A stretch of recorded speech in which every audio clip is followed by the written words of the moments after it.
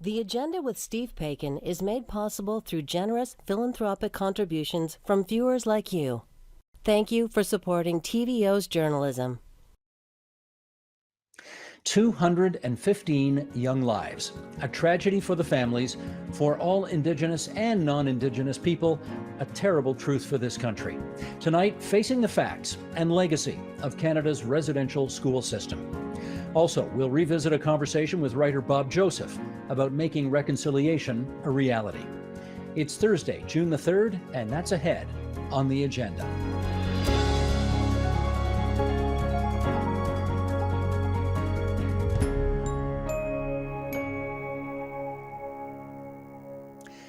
If Canada was previously able to look away from the tragic legacy of the Indigenous residential schools in this country, that's clearly no longer true. The discovery last week of the remains of 215 children at a former school site in British Columbia has made it front of mind as never before. With us on this shocking discovery and where we go now, let's welcome in Victoria, British Columbia, Rai Moran, Associate University Librarian for Reconciliation at the University of Victoria and former director at the National Centre for Truth and Reconciliation. On Georgina Island, Ontario, on Lake Simcoe, Cynthia Wesley Eskimo, Indigenous Chair on Truth and Reconciliation at Lakehead University and Chair of the Governing Circle at the National Centre for Truth and Reconciliation at the University of Manitoba. And in Ontario's capital city, journalist Connie Walker. She is the host of the podcast Stolen, The Search for Germaine. I'm really grateful to all three of you for joining us for what will be an impossibly difficult but crucial discussion to have here on TVO tonight. Just before we start, we thought it might be useful for residential school survivors and others affected. If you need support, there is a nationwide residential school crisis line that you can contact. And here comes the phone number. It's 1-866-925-4419. That's 1-866-925-4419. That number will appear on the screen as our discussion proceeds. And if you need help, please call that number. I want to start with a quote from National Chief Perry Bellegarde of the Assembly of First Nations, who said the other day, survivors have been saying that there were a lot of deaths, a lot of burials, and a lot of unmarked graves, not only in Kamloops, but in all the residential schools. The sad part is nobody believed them. Now here's your concrete, tragic, horrific evidence of 215 bodies that have been found. That's Perry Bellegarde. And let's follow that up with a quote from Saul Mamakwa, the MPP from Kiwetanung in Northern Ontario, who said, "It is a great open secret that our children lie on the properties of the former schools, an open secret that Canadians can no longer look away from." Let's see here. Cynthia, I'm not sure there's a better place to start other than just saying what's been going through your head over the last week. Well, just exactly that this is something that nobody can now look away from. It reminds me of the Blackwater brothers when they first took their case to the courts and the courts called them liars, that there was no way that the kinds of things that they said happened at residential schools happened. And they were vindicated in the end, and they were actually listened to. And now here we are with these children, and we've been talking about these children ever since, all the way back from residential schools, and now there's somebody that believes. So I've seen a lot of ceremony happening this week. There's been a lot of sadness. I have a granddaughter. My daughter is very upset, like this could have been us. So I think there's a lot going on across the country and a lot of emotions and a lot of feelings. Rai, how about you? I just echo everything that Cynthia has said. And I think for me personally, it's actually affected me quite profoundly, I would say. And I've had so many different layers of emotion that I've been working through. And one of them is this deep sadness. Another is just this deep frustration and really almost anger, because when I was with the Truth and Reconciliation Commission, I was on the statement gathering teams, I was on the document collection teams. A huge part of the work that I've been doing over the last decade was specifically to create the evidentiary record to give us this opportunity to understand what's going on here right now. And I think about all the survivors that talk to us about this very story, about their loved ones disappearing, about what happened to babies that were born in the schools as a product of sexual abuse. I mean, these were absolutely horrific stories that we heard over and over and over again, and it felt like we were shouting into the dark for so long. So I'm pleased in a way that Canada has finally had its eyes opened and cannot look away. But I have to admit, it's frustrating that it's taken as long as it has, because survivors have been consistently and reliably telling the truth the entire way along, and we have to make sure that we continue to listen to them and believe them. Connie. Yeah, I think, it's been a really difficult week for a lot of reasons. My father was a residential school survivor. Both of my grandparents were at residential schools. And I think, what's definitely started during the work of the Truth and Reconciliation, but what has certainly continued, has been a transformation in this country in terms of the understanding of those truths of residential school survivors. And I think this week, as difficult as it was, felt different to me in that, I think that a lot of people outside of my family and my native circle are paying attention to this and caring about this in a way that I haven't seen before. But I think there's also been a lot of sharing from Indigenous people across the country about those traumas and about the traumas that residential schools set into motion, and the intergenerational trauma that continues to harm and hurt so many families and communities. And it's been difficult to bear witness to that. To be completely honest, over the last week, it's been quite hard. Cynthia, is this finally the moment of national reckoning that so many Indigenous people have been waiting for? I think it's the beginning of the national reckoning, because now people have evidence. And so that's a very important part of this conversation. But also, it's not done.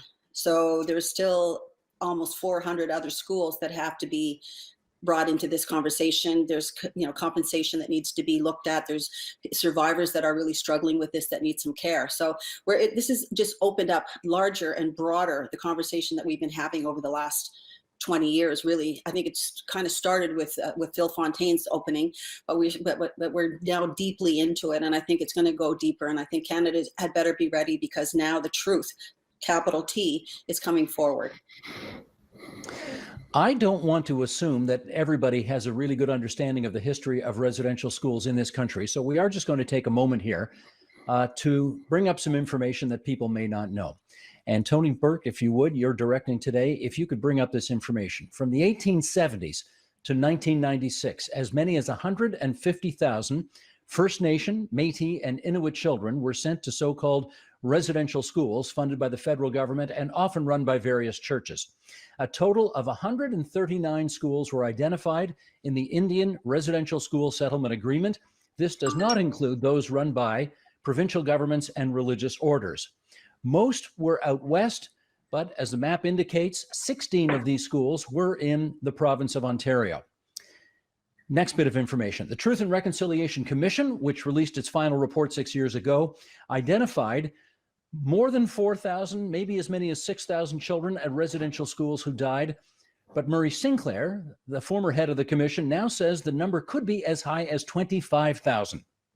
And the cause of death in most cases was disease, mainly tuberculosis, but abuse was a factor. Accidents were a factor. For example, fires breaking out in unsafe buildings.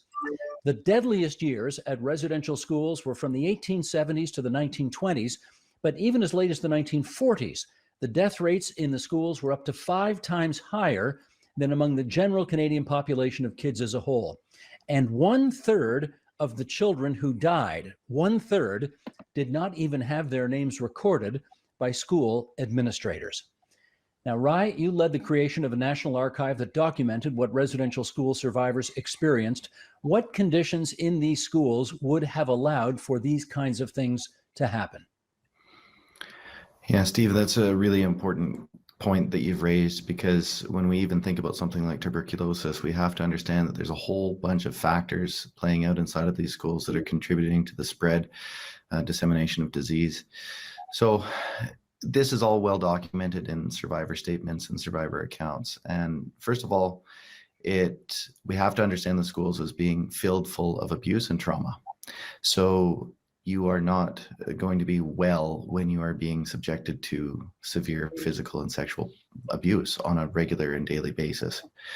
There's all of the layers of cultural violence and trauma that's also being inflicted upon these students within the schools. So that starts, of course, with the cutting of the hair, but continues with the suppression of language and the renaming or denaming, the numbering of students, the compulsory, scrubbing of stairs with toothbrushes, all this kind of stuff that was happening. We know very clearly that the students were oftentimes extremely malnourished in the schools and were not fed foods that they were comfortable with, familiar with, and that the level of food, the amount of food was simply inadequate. And there's been some very important studies that have been done that showed that oftentimes kids were coming into these schools above average height, above average weight, and leaving these schools below average weight, below average height. So we can trace, the well-being of these students through some of the medical records that have been uncovered.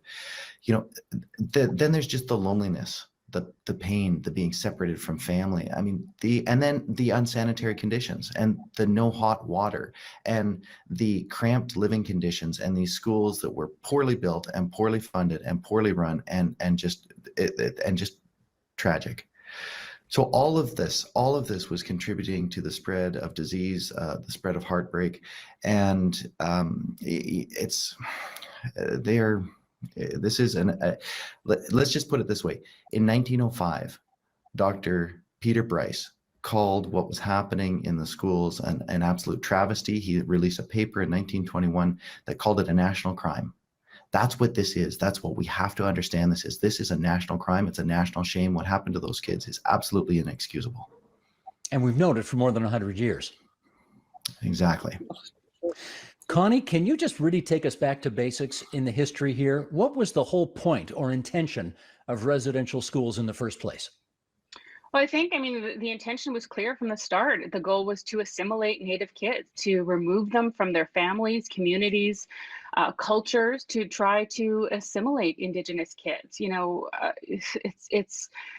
I think that was very clear that was the intention.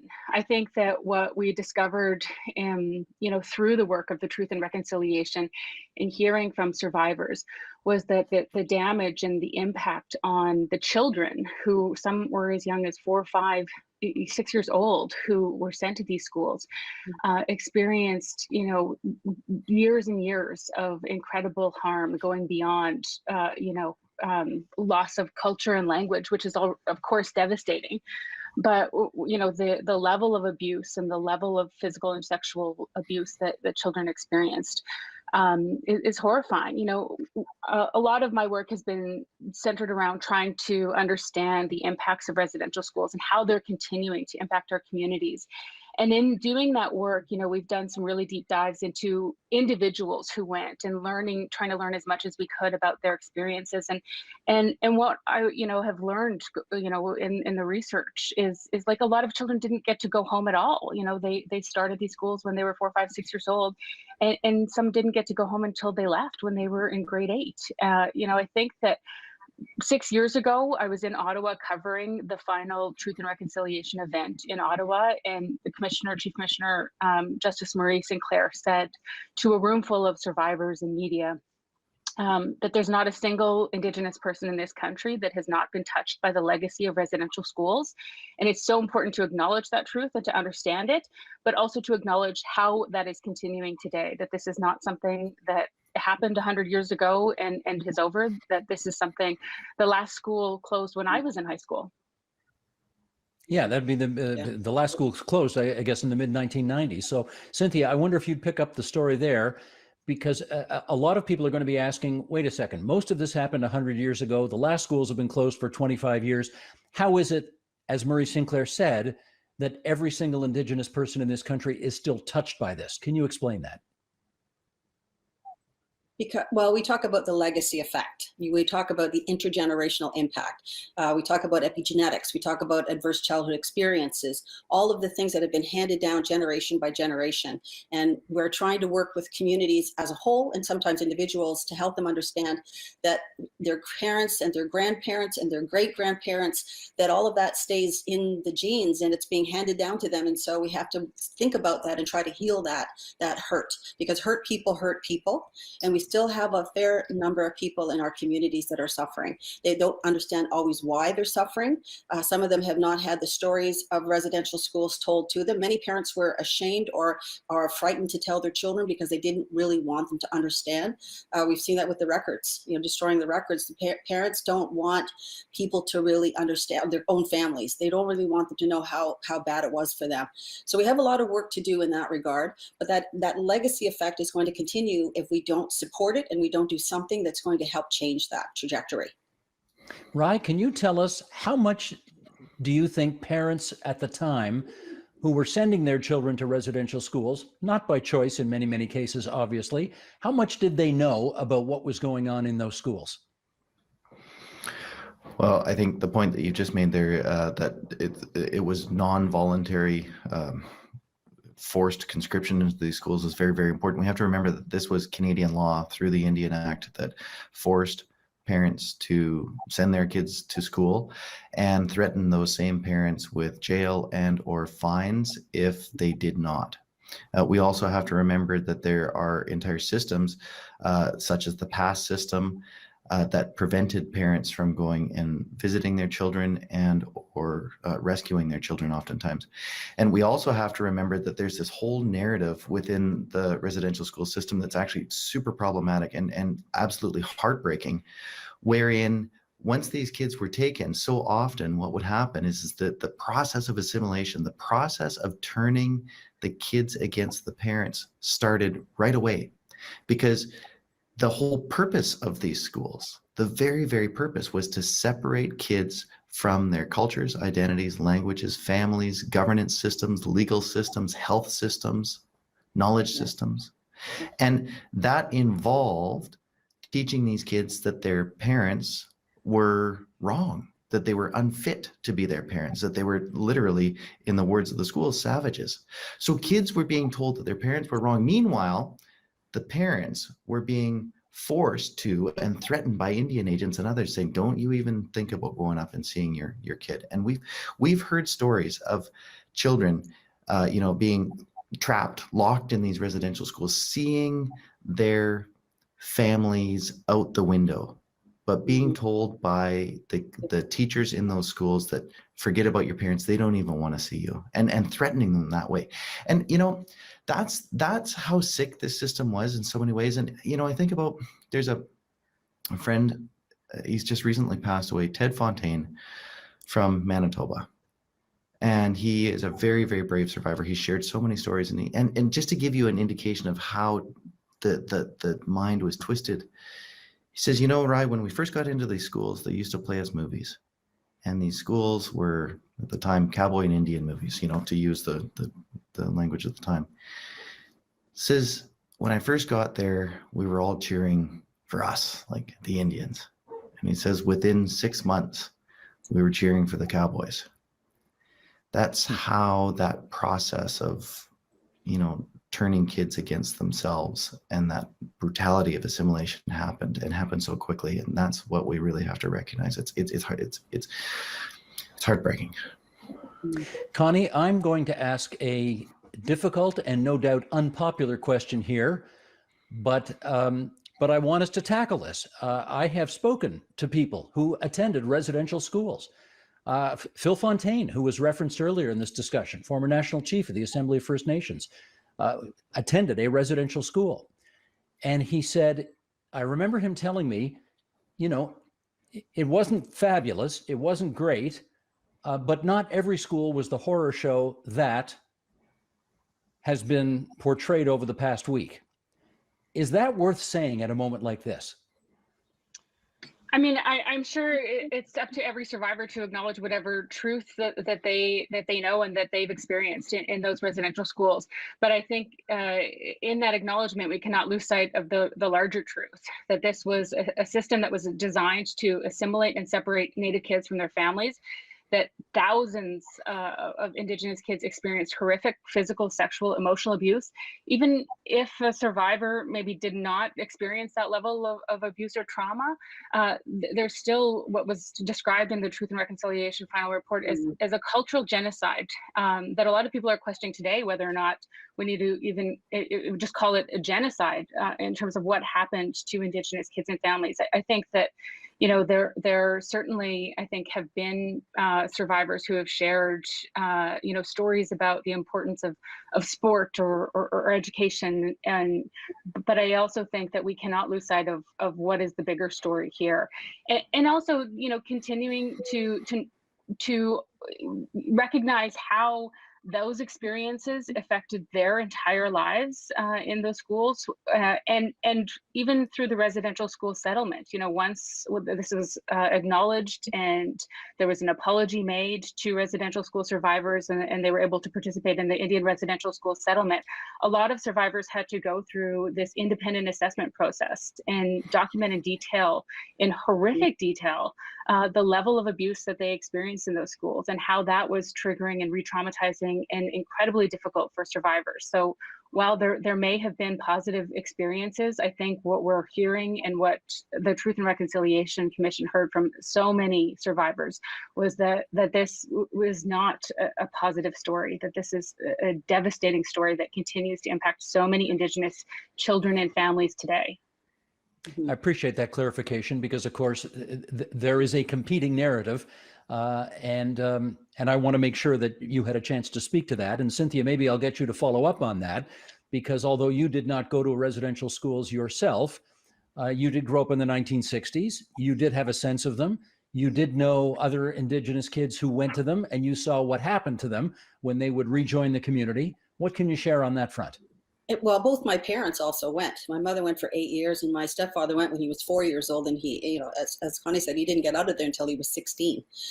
So he was a very unhappy man. There was a lot of violence in our home. There was a lot of alcohol abuse, and there was sexual abuse. All of those things were happening. And my mother said, you know, even if she described some of the circumstances that she had experienced and said, like, is that abuse? Like, they didn't really know. They were kids. And, you know, kids, you know, want to move towards life. So that, you know, that was one thing.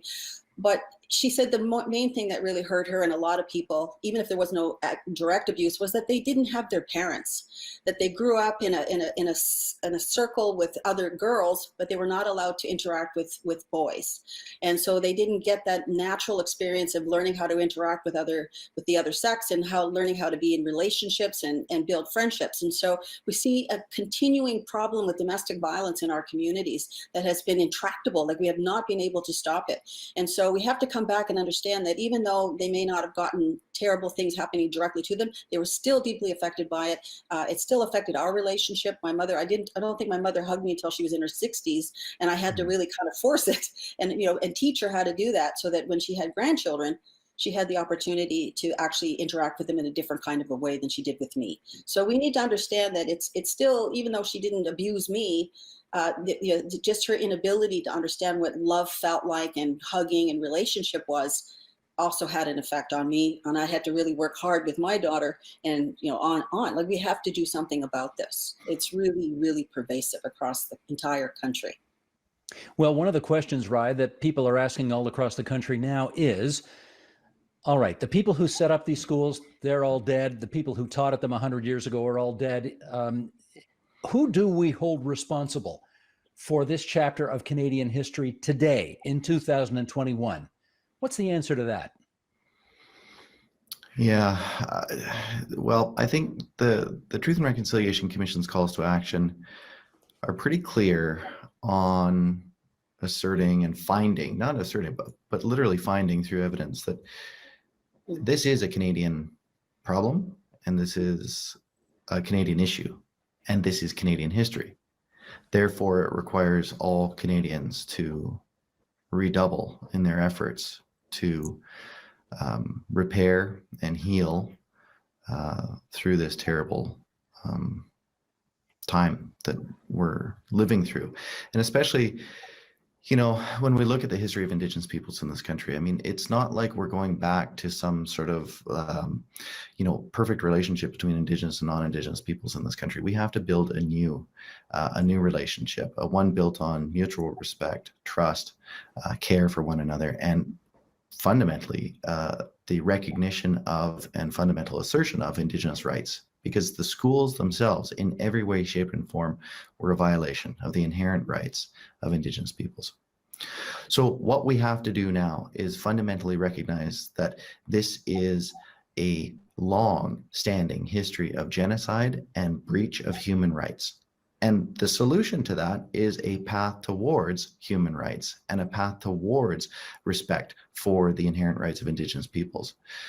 So the commission says, you know, there's things that we should do. We should make, you know, really important commitments to one another through things like a new royal proclamation and through things like a new covenant on reconciliation that allow us to say with the greatest weight possible that we have in this country that we will never, ever let this happen again, and we are going to end the violence. And then we see a whole series of steps that are necessary to ensure both that we continue to build the evidentiary record and continue to build the overall historical record and continue to create the spaces necessary to understand this and grieve this history that we have through protection of sites and ongoing research and obviously this very important work on missing children. And then we have to hold ourselves to account. So we need transparency. We need production of records on how many kids are in care and maternal health and infant mortality and the number of people incarcerated. And we need a national council on reconciliation to report out each and every year on whether or not we're actually hitting the marks in terms of improving this fundamentally broken relationship. So it's promise making, it's commitment to a new relationship, it's a recognition of human rights through the UN Declaration on the Rights of Indigenous Peoples, and then absolutely it is transparency and accountability in a way that we've never seen before, because this country has been absolutely unwilling to and unable to really be accountable to the original inhabitants of this land. And what we're seeing right now is all Canadians recognizing that this country has absolutely failed Indigenous peoples yet again. And that's why this travesty of what's happened to Kamloops has been, you know, such an awakening for Canadians, because they're seeing once again what the lived experiences of Indigenous peoples has been like in this country. No, right. I appreciate that list. And there are, I mean, you've listed many, many positive things that can be done as Canada and Indigenous people look to the future. But Connie, let me pick up on one word you said there, Rye, and that's accountability. I want to know, Connie, do Indigenous people who live in Canada today, do they want to sue the Catholic Church out of existence? Do they want to sue the Anglican Church or the United Church out of existence? Because they were, of course, responsible for the establishment and running of these schools. I mean, presumably they want apologies from religious leaders, and that's one thing. But what about the next step? Do they want that? I mean, I think accountability is obviously a huge component here that a lot of people are talking about. Accountability for sure from the churches, but accountability also from the Canadian government that goes beyond the apology and the residential school settlement. I think there's also, you know, we need to talk about accountability in terms of the journalism institutions and the other public institutions in Canada, and what we are, you know, what has been largely ignored. You know, is now, you know, people are paying attention. These conversations are happening in a way that I don't think they have before. But certainly, you know, this is also just the beginning. That this is something, you know, as we've all said, that the Truth and Reconciliation Commission uncovered in great detail and published in great detail in their final report 6 years ago. There were 94 calls to action. There was, you know, the beginning of starting to pay attention to that. But what has happened in the last 6 years in terms of accountability for the Truth and Reconciliation Commission's calls to action? You know, what has happened in journalism organizations across the country in terms of our commitments to improve representation and the coverage of stories that, you know, we have a dismal history of misrepresenting or underrepresenting Indigenous stories in all newsrooms in Canada. And so I think there are a lot of places to look for accountability as we move forward. Connie, the Prime Minister said he'd do all 94. How's he doing? Well, I mean, yeah, that's a great question. I think that a lot of people, a lot of my colleagues have pointed out that there hasn't been a ton of progress on the calls to action in the last 6 years. This government said that their relationship with Indigenous people was the most important relationship, and I think that what led to that statement and what has transpired in the last 6 years, I think, is really an understanding, probably by all of the political parties, that Indigenous rights are important to Canadians, and that these are important issues for Canadians, and they have to respond. But I think absolutely, like, journalists need to be asking those hard questions to all levels of government. Cynthia, the Pope has yet to apologize. Would it matter to you if he did? Well, it wouldn't necessarily matter to me because I'm not Catholic, but I know that the Catholic community is saying the Pope needs to take some responsibility for this. I have heard from Catholic people that I know that have sent me emails and stuff that said, yeah, I think something has to happen here. We didn't really know the depth of this, and we didn't really understand it, and now we understand it better, and we want to see that happen. The hospitals, the medical profession is also stepping up, and a lot of people on the ground level are stepping up and understanding that that they need to make changes as well in terms of cultural safety and ensuring that the kinds of things that have happened over the past year in our hospitals in Quebec and in across Canada don't continue to happen. So we have to deal with stereotypes, and we have to deal with the kind of history that people think they know when they actually don't. And we have to there's a lot of correcting that's going to have to happen. And whether the churches step up or not, I think they're going to have to be forced to step up. I think this is the time, because the Catholic Church has not come to the table when we've talked about covenants. They have not. They've been let off the hook when it came to actually raising funds for this. Under the Harper government, they were told, okay, then you don't have to come up with that money now. And I think that we have to go back and say, yeah, actually you do. This is partly your responsibility to ensure that this money is made available and that people have it in their community so that they can do the healing that they need to do. Well, let me ask you about the current federal government, because it was, as Connie points out, 6 years ago that the Truth and Reconciliation Commission came forward with recommendation, calls to action, and there was a specific call to ask the federal government to find and preserve the resting places of all the children who died at these schools. This has not happened yet. Why not? Well, money has been allocated. I understand from yesterday that the Minister Bennett said that the money has not rolled out to the communities because they weren't ready. But I think they are ready. They have been ready, and the money should absolutely be sent out. The National Center is part of that conversation, and we've been doing the archival work and making sure that the names are being found. But the money has to come out of the federal government. It has to go to the communities, and the communities have to lead this process. This is about them, about their families, their ancestors, their children.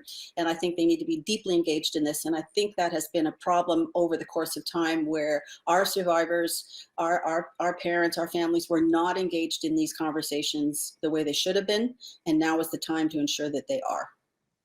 Yeah, Rye, we should point out, as Cynthia just has, that yes, Crown Indigenous Relations Minister Carolyn Bennett did come out yesterday with a $27 million package to locate and identify the lost children's final resting places. So that offer has been made.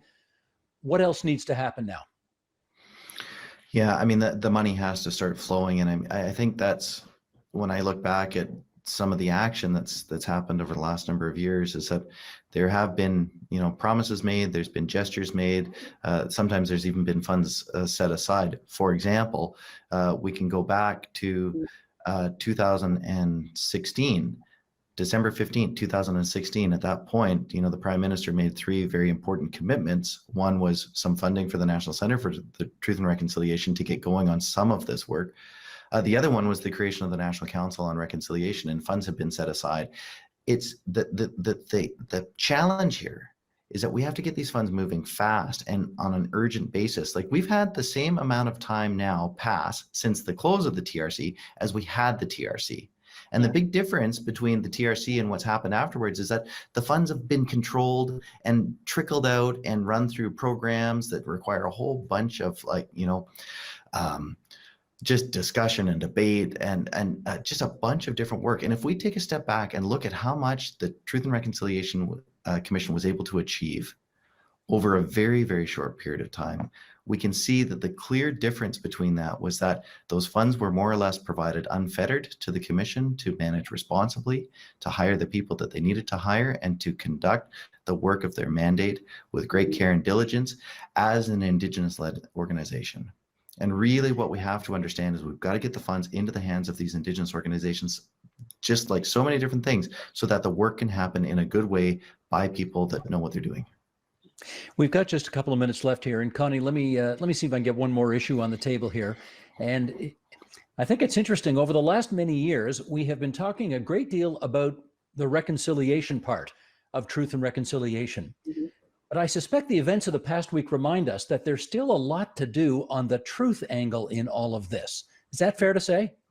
Absolutely. I think, what's really happening, I think, since the work of the Truth and Reconciliation Commission has been this transformation in terms of understanding about Indigenous life in Canada, how, the realities that we continue to face today, but also that connection to our history.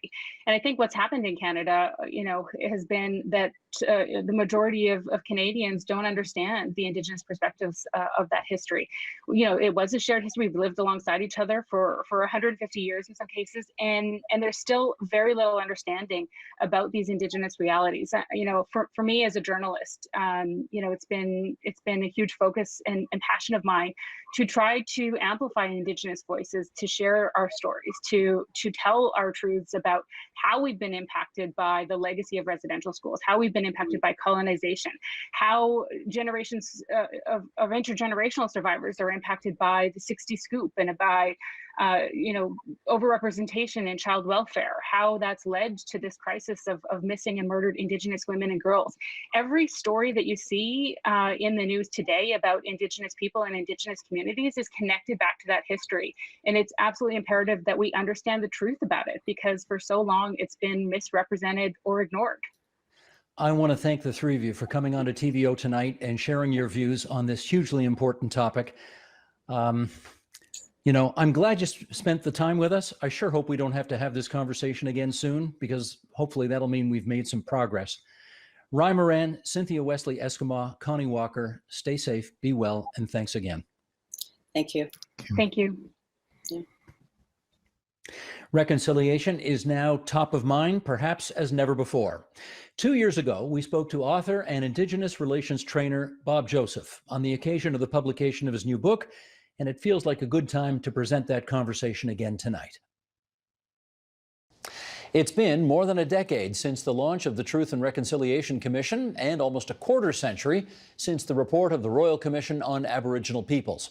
Still, many Canadians, when it comes right down to it, aren't informed enough on the history or culture of Indigenous people to know what reconciliation is all about.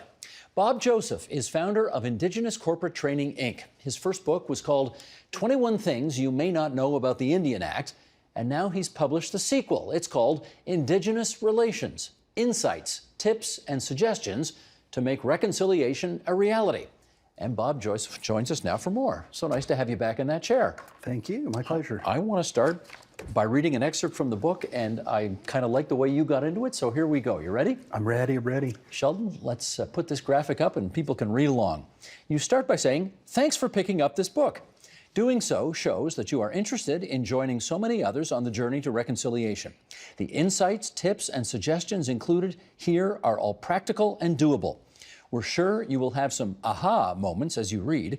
You may even have some oh no moments that make you squirm. Don't feel bad. We're all on this learning journey together, and together we will make this world a better place.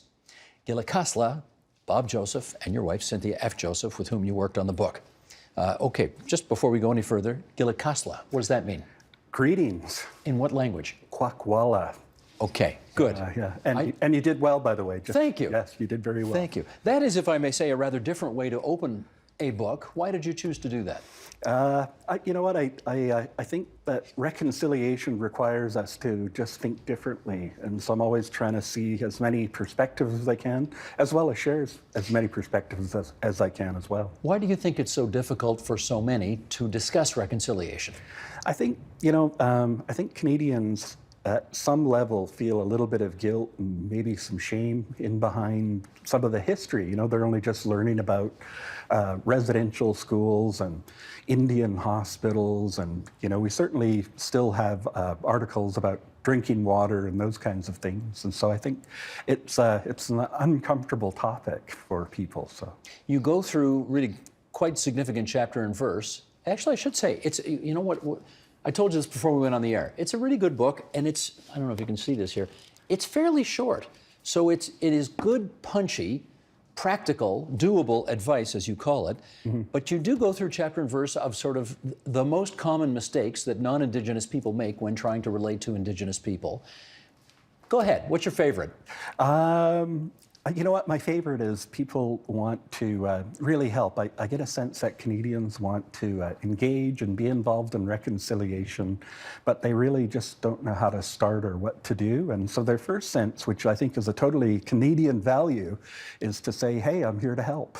And I always just tell people, that's great that you want to help. Please do. It's very much needed. But you know, when we look at Indian affairs for the last 130 years, that's what it was all based on. Hey, I'm from the government and I'm here to help. So I always tell people, if they come to me, Bob, I see the plight and I really want to help, I always say, just don't say that. It'll bring back memories and do things that you don't want it to do. So I think that's the big thing. I think one of the big reveals for me in the book was the notion that, you know, if you were talking to people in the Jewish community, nobody would assume that they all had the same views or the same, you know, cultural approaches on everything, or the Italian community or the Greek community or whatever. But for some reason, we seem to think that when you say an Indigenous person, regardless of what part of the country or what nation, etc., that it's somehow monocultural. Not the case, right? No, it's a really diverse country in terms of Indigenous peoples. There's, when we look at just First Nations, 11 major language families, over 50 different dialects, are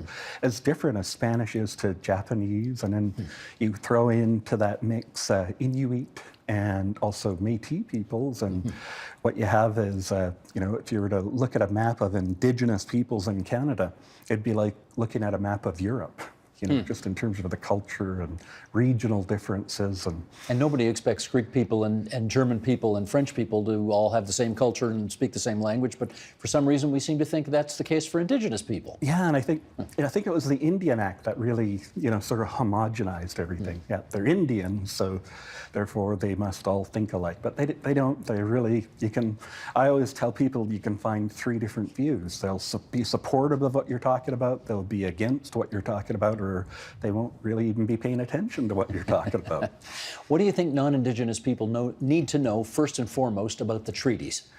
I think, you know, the treaties are a fundamental part of the relationship. There's historic treaties, which if you downloaded Treaty 3 here in Northwest Ontario and, you know, printed it on 8.5 by 11 pieces of paper, it would be 3 pages with signatures and preamble and you know, the text, where, you know, if you looked at a modern treaty from British Columbia, the Niska Treaty, it's a 976-page legal document with the I's dotted and the T's crossed. So there can be quite big differences, but they're important relationship documents for Canadians, and largely they were done in 1763 to solidify military and economic alliances by the British colonial government. So this is 100 years and more before Canada was Canada. Yeah. King George recognized all of the Indigenous peoples that were here as nations of people. These are nations of people, so wherever we go, you know,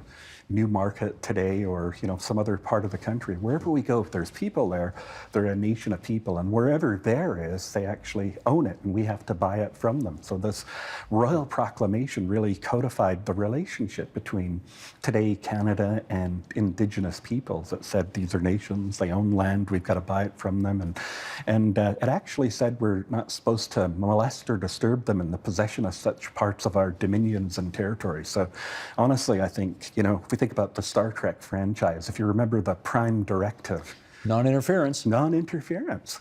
I think, you know, maybe they got a little bit of help from the Royal Proclamation, just in terms of the, you know, the relationship that is there, that exists. Now, there's also a chapter in here on what are, as you've described them, commonly held myths that are not the case, but which are widely held views.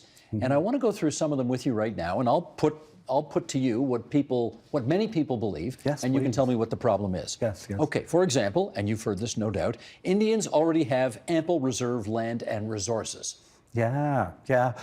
So they don't really have enough lands and resources to be self-reliant. I think that's a key piece. There's a place for them to live, but in terms of that self-reliant, running their government, looking after their nations and their cultures, reserves just don't give them that opportunity. If we remember back to 21 Things, reserves were created as part of a post-Confederation assimilation policy. So we actually flip-flop on Indian policy in 1867. We decide they're going to assimilate. So we put them on these parcels of land called reserve lands. And they actually don't even own the land that they live on. That's set aside for their use and benefit. It was a place where they were going to go until they assimilate. And so that's the big challenge. They don't own those reserve lands. They don't even own the houses. You can ask somebody that lives in a reserve house, do you own that house? Absolutely, it's mine. We've been here forever. But legally, technically, underneath it all is Indian and Northern Affairs Canada. The title, it says, is vested in Her Majesty. So that creates all kinds of challenges for people living on reserve lands. And they are just for people's reference. They are reserve lands in Canada. They're not reservations. That's really a U.S. expression, so I'm always trying to help people with sort of that piece. We only have reservations at hotels, airlines, restaurants, and places like that. Now, if I remember the math, in fact, Indigenous people own what, 0.2% of the land in this country? Yeah, it's not a very big number in terms of the percentage to land mass. Yeah, and like I say, they don't even really own it. It's still, the title is still vested in Her Majesty. The idea was they were supposed to assimilate, and then the federal crown would have lands that it could then decide what it wanted to do with, dispose of or otherwise. Okay, myth number 2, Indians get free housing. Yeah, so the housing on reserve is complicated, and each community will do it a little bit differently. Some communities, I can remember talking to a former chief of the Wewakai Nation, won't build their members' houses. Whatever you live in, Steve, that's up to you. We're going to spend the money that we do get to put down sidewalks and sewer and electricity and those kinds of things. We don't actually build our members' houses, where other peoples may try experimenting with social housing, where you can get a house and live in it as long as you pay $400 a month for X number of years. So it's not a rental payment, because eventually it'll stop, but it's not a mortgage payment either. They don't own it when they're done. And so bands will do sort of different things to try and increase the number of housing for people living on reserves. Myth number 3, Indians don't pay taxes. Yeah, we have to be specific, and I think that's like a really specific myth in terms of Indians. So we walk down the street, we see Indigenous peoples, and we assume that they all don't pay taxes. But if we were to think of Métis peoples, they pay taxes. They have always paid taxes. Inuit people aren't covered under the Inuit Act, and so they're going to be in that tax-paying group of peoples. And then when we get to the actual Indian in the Constitution, Indian, Inuit, and Métis peoples, it is only the status Indians who are eligible for an income tax exemption underneath the Indian Act. It's in a section called 87. Section 87 was put into place to protect their property from the erosion of taxes while they were assimilating. So if you're a status Indian working on a reserve and being paid on a reserve, those are Revenue Canada requirements, then you can get your income tax exempt. You only need to meet 2 of the requirements, but certainly being a status Indian is one of them, and then where you work and where you're paid are the other 2 pieces. So, what percentage of Indigenous people in the country would meet those criteria? I've tried to get the answer a few times, and the problem with the answer is just that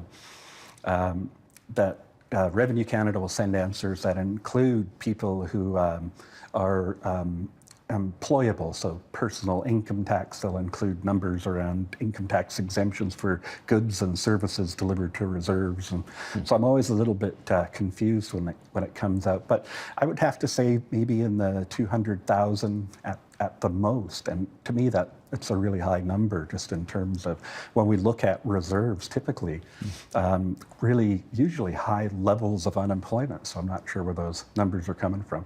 I'm a status Indian here today, but where we are in downtown Toronto makes me this is taxable work for me. Yeah, I gotta pay not Uncle Sam. Not Sorry, Uncle Sam. wrong government. Yes. Okay, myth number 4. Indians get free post-secondary education.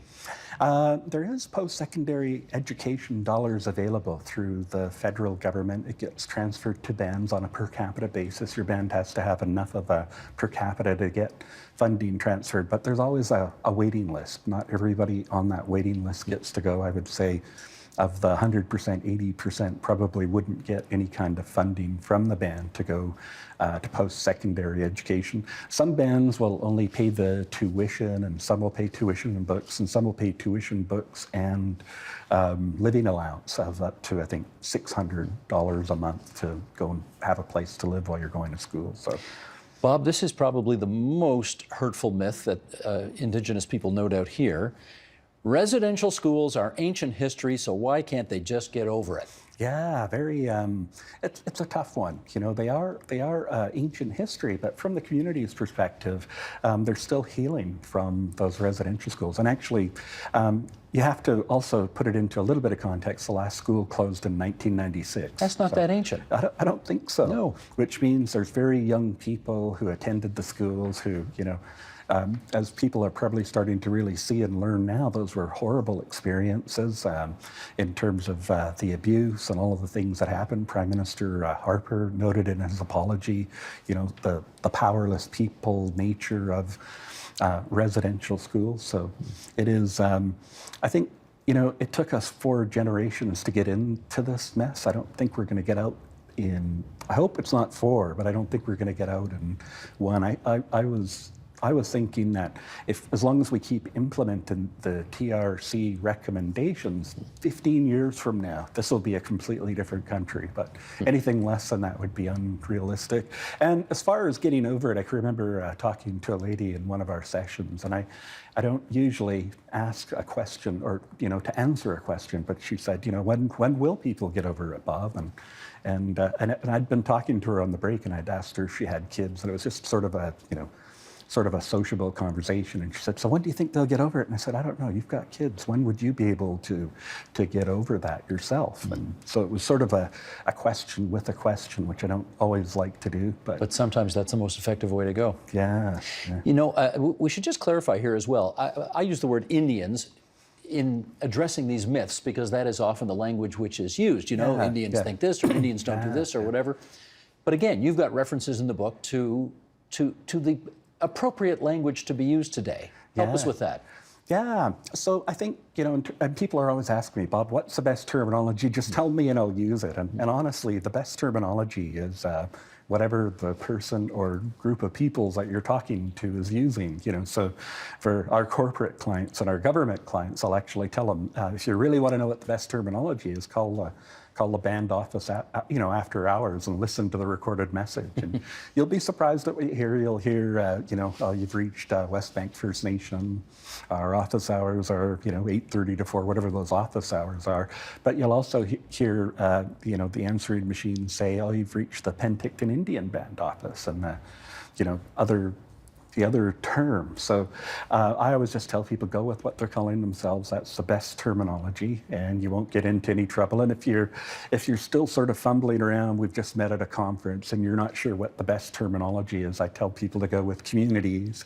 Just tell me a little bit more about your community, Steve. And, so I'll try and get people to be comfortable that way, or I'll feed off of their cue. Where are you from is one of the first questions I will ask other Indigenous peoples, and they'll usually give me a hint of which community they're from. And in there I can hear nation or band or tribe sometimes, and so I'll pick up off of that. And I definitely, if we're at a community gathering, I will listen to how they are introducing themselves. And so that's my, can I borrow from a hockey analogy? My Sure. Don Cherry rocket surgery advice, go with what they're calling themselves, and you won't get into too much trouble. There we go. Yeah. We are down to our last minute and change here, so I want to let's finish up on some practical advice here. Yes. You do mention in the book, if you're going to have a meeting with Indigenous people, for a business meeting, for example, be careful not to overdress. And you also say, don't keep looking at your watch. Now, let's get the explanation behind those two pieces of advice. How come? I like it. You know, the dress, and I really like your suit and tie. I just want to throw that out there. And I like the fact that you're not wearing one. There you go. And, but I think, you know, in terms of that authority figure, remember, it was the church, it was the state, it was the police who were taking away the kids. And those are very much authority figure issues that are created out of that. So if we show up with a really nice, you know, suit and tie, blue blazer, you know, then I think there's a chance there that we trigger authority figure issues. And so I, you know, just tell people, if you're going in to meet with the community, check out the website or their Facebook page, kind of take a look how everybody else is dressing. It's a little bit of when in Rome, you know. Then and for the most part, I tell people just to dress for the weather. And it's really because we don't want to trigger authority figure issues. And how about looking at the watch? The watch. So time is important. Indian time is, you know, we hear that a lot, and time is important, but it's not as important as having the right people there. So we won't, you know, we wouldn't be upset if a meeting started late because Steve's not here. We got to get Steve here first. That's the time to start the meeting, and he could be coming by float plane or boat or some far off place to join the meeting. In terms of looking at the watch, it's all about the relationship. So if you're, you know, constantly looking at the watch, I got 2 more minutes, and I know we're over time now. So, you know, I think those are the kinds of things that really get people. I can remember working with one executive from here in Toronto, actually, and he said he was going in to negotiate with the community, and he just leaned out on the table, nice blue jacket, but a really nice watch popped out. And the chief looked at him and said, "Nice watch." And he said, "Yeah, very, you know, it's a Bright Lane or whatever it was, you know, some huge name brand." And the chief let him finish the story, and then he said, "You've got a watch. I have time." And this executive who was going in to negotiate said, I never felt more at a disadvantage in negotiations, and it's because my watch popped out. So. Good story, good story. Well, thank you for that. Indigenous Relations is the name of the book, Insights, Tips, and Suggestions to Make Reconciliation a Reality. Thank you, Bob. Thank you.